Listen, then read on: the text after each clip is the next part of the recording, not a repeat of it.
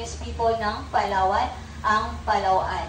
In the mainland of Palawan, meron po tayong 3 major tribes. The first one po is Tagbanwa, the second is Batak, the third is the Palawaan. Kung familiar po kayo sa Tabon man or Kiliman, sila po yung possible descendants noon. Since 1976, this village was a temporary home or shelter from them away from the mountain. Some of them just stay for a couple of days, weeks, and months, and after that po, they go back po sa mountain. And another set, the family that they go down here to the village, bringing their own product and sell po sa souvenir shop back at the garden. And also this livelihood programs for them kasi we found out at we noticed the tribe were able po to encourage them to continue to practice their culture and tradition by sharing sa ating mga local guests and also foreign guests. So no worries po ma'am sir, some of them can speak and understand Tagalog kasi meron po silang access na sa edukasyon, especially po yung mga napasa po sa iba. Ano to? Yan po ay tinatawag bilang bagtik.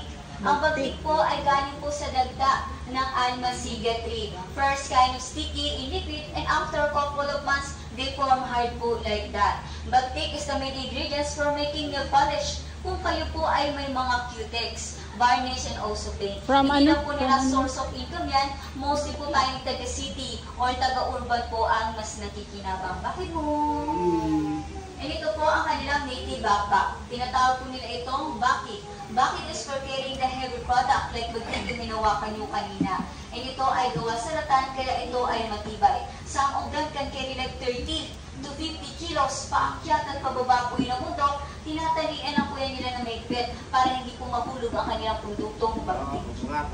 Ang sabi niya, aside from the shoulder strap, meron po silang head support for carry even more weights. Mag-support. And also aside from that, Palawan tribe is also a music lover. They have their own musical instrument. And ito po, tinatawag po nila itong gimbal. Ang gimbal po ay gawa po sa Hollywood na inukit. And on top, cover po ito ng animal skin or a cow skin or balat ng baka. And the bigger one is what they call abong. And the smaller one is what they call sanam. This 3 set is what they call basal set. And also back in the mountain, if they hear the eggs of abong, it means po, they're communicating sa spirit ng kanilang ancestors. Pwede mo!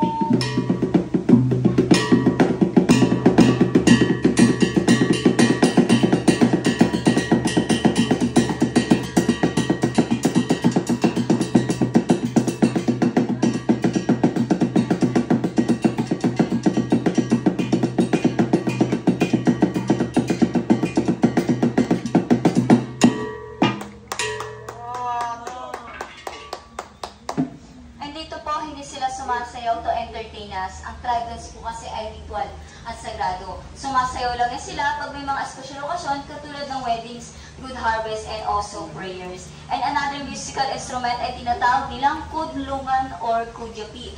Those guitar considered one of the first guitar sa Pilipinas at nakasulat po yan siya sa ating aklat. And now they going to play boget or bird song. Pabili mo! Bird song.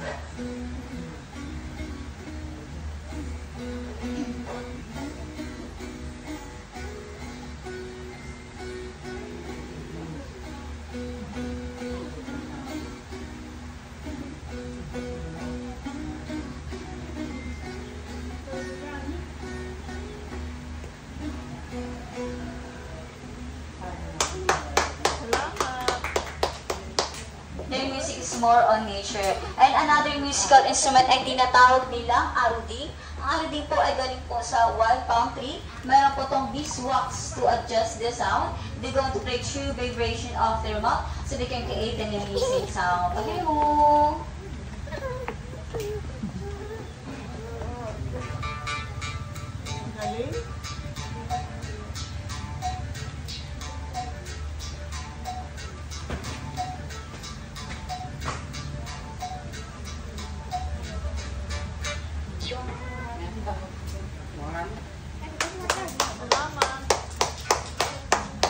And also, aside from that, Palawan tribe is also a hunter-gatherers. The hunt part of their diet in the mountain. Whenever they hunt like bird or squirrel, they use kind of material to imitate or to attract the target. And what they call tampyos. Tampyos mo!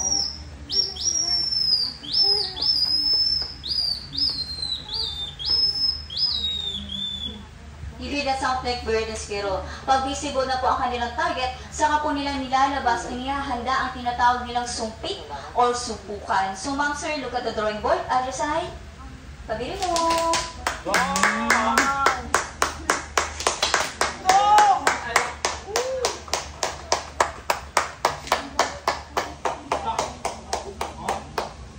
How they had the big animal in the mountain. Yes, and also according to sa tribe natin, they hit farther than that, like 30 meters by blowing. And also back in the mountain, be careful. You put poison or lason at the tip of their dart. Ito po, yung plant na ito ay tinatawag nilang dita. They just collect the sap and mix it po sa another plant. And sa right side naman, sa may frame, that's the regard with poison or may lason po siya. Pero kanina ginamit nila Dr. po, yun ay walang lason.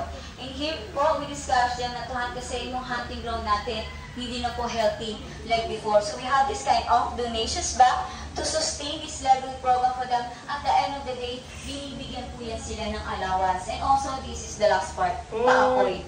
Back in the mountain, hindi po sila gumagamit ng kahit anumang posporo or lighters. They use 3 kind of materials para magpaapoy. And ito, tinatawag nilang flintstone or buhay na ba to? A native cotton? And also a piece of metal. Bo! Ang process po na yan, tinatawag nilang santikan or friction. As you can see, the strike and the visible smoke, transfer niya na po yan sa dry grass. And also at the young age, 5 to 6, tinitrain na po nila kung paano magpaapoy kasi part po yun ng survival sa mountain. And also back in the mountain, wala pa silang access ng kahit anumang kuryente or electricity. That's why they had their own torch, a native torch. Ito po ang kanilang ilaw. Tumatagal ito ng 3 to 5 nights depende kung paano nila gamitin. At mas mahaba lang po yan siya ng konti. And also, did you believe yung smoke ng salam o sahin can drive away the bad spirit, the bad luck, and also can cause stomachache and headache po. Galing po ito sa dagta ng wild lily. And also po, iikot po yan siya and try to smell the smoke.